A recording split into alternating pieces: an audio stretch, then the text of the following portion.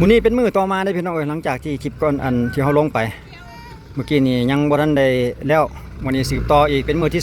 2เฮามาติดตามในมื้อที่2ต่อมาเด้รถดำเพิ่นก็ยังกำลังเอาลงรถดำขนาดน้อยนี่230 บาทพี่น้องเอ้ยรถดำขนาดเล็กนี่แหละเอาแบบนี้เลยทางทีมงานของรถรถบับพร้อมรถไถรถยูดินพร้อมว่าซั่นต่อไปเพิ่มส่วนหลายอยู่ทางอีสานก็มีแต่รถแบบนี้นะพี่น้องบ่เห็นแบบรถรุ่นใหญ่10ล้อนี่แล้วเลยบ่เห็นเห็นแต่รถรุ่นน้อยขนาดนี้แหละรถ6ล้อขนาดน้อยนี่เนาะมาอีกแล้วรู้สึกว่าจะมีอยู่ประมาณ3หรือ4คันในทีมของเพิ่นนี่เนาะทีมงานเดียวทีมงานกับสมาคมของรถดำว่าซั่นต่อไป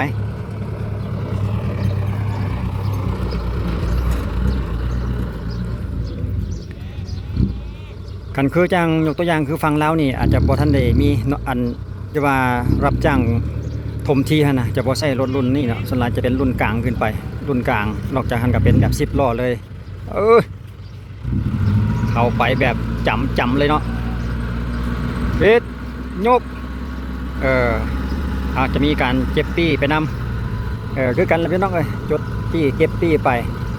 ว่าได้จักเที่ยวประมาณนี้เนาะผู้ใดได้เที่ยวจักเที่ยวแด่แบบนี้แน่ถอยหลังโดอีกบาทหนึ่งไอ้ยะตบกลอีกนั่น กระทันแล้วพี่น้องอาศัยว่าอยู่ทางอีสานเฮานี่มันจะแบบน้ำบ้านน้ำเงินนอกเขตนอกจะเป็นหอมทางที่บ่ใหญ่นะสาเหตุที่ว่าเพิ่นนิยมใช้รถรุ่นนี้กันส่วนหลังจะเป็นรุ่นนี้รุ่น6ล้อขนาดใหญ่หรือว่าเป็น10ล้อจะบ่มีใช้เกี่ยวกับน้ำบ้านน้ำเงินเนาะส่วนหลังจะโครงการสบายดีเจ้าโอ้ได้อุ้มไก่ตีสุดใจเลยเนาะเพื่อนบ้านวันจันทร์มาโอ้คันนี้สีแบบออกขาวๆเทาๆมาเลยอัดบนใดก็ได้เอาแต่มักก็ยังหลายรถก็ประมาณอยู่ประมาณ50รถว่าซั่นเด้อัดเต็มสปีดเลยกระบะกันน้อยๆได้แต่ซ้ำนั่นแหละพี่น้องเอ้ยกองดินกับตัวรถก็เหมาะสมกันอยู่ดอก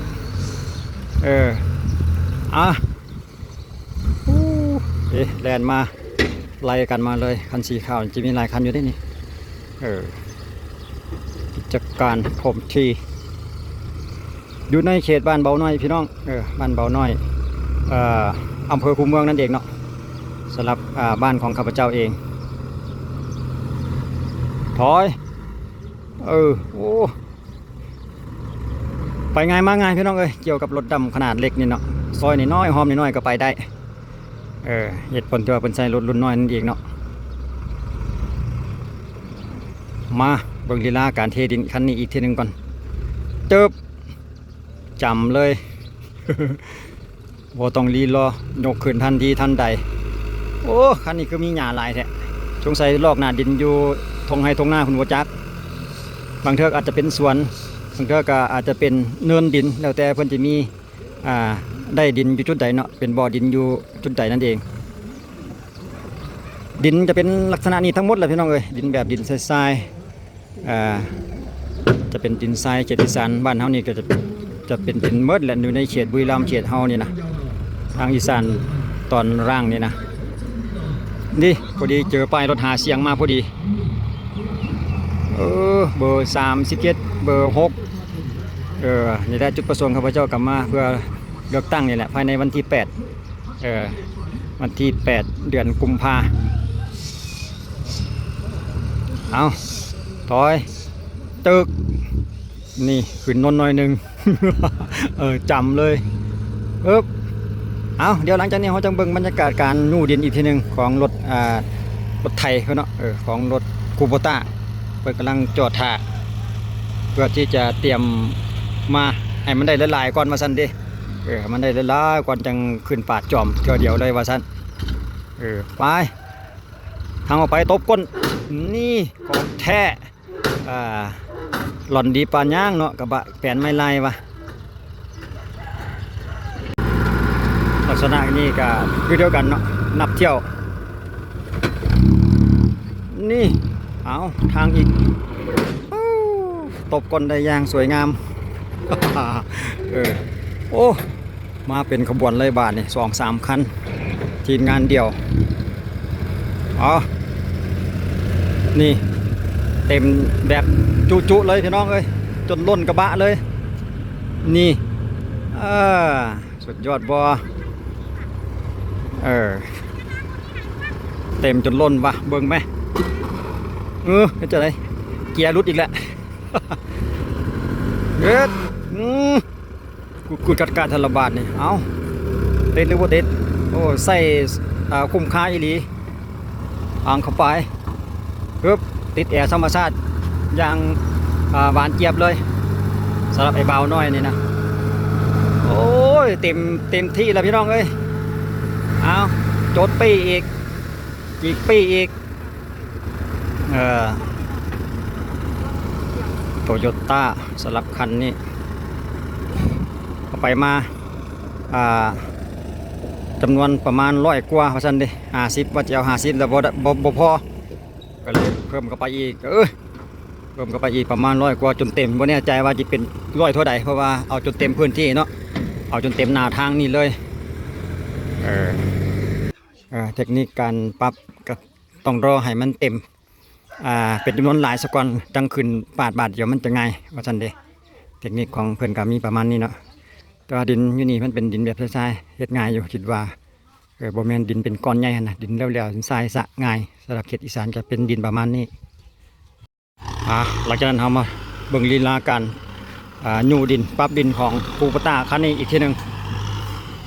สำหรับทีมงานผู้รับเหมา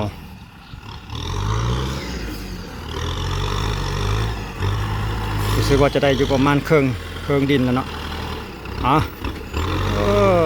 เสียงนิ่มนวลไว้รถไถคันนี้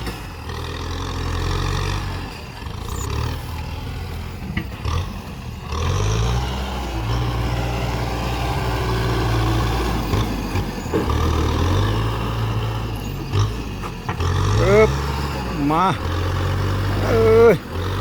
นี่สุดยอดบอ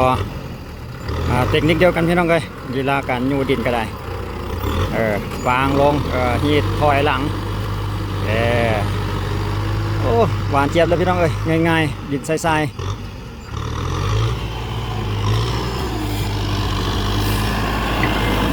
นี่ควบคู่กันกับรถดำกระเทไปเรื่อยรถไถก็ยูไปรูปมาอยู่ลักษณะนี้แหละพี่น้อง ถอยหน้าถอยหลังอยู่ประมาณนี้แหละเอาเฮ็ดจังได๋ก็ง่ายอยู่ดอกหน้าดินทรายนี่ดินทรายนี่นะดินจากหัวไฮปลายหน้าเฮานี่เองมา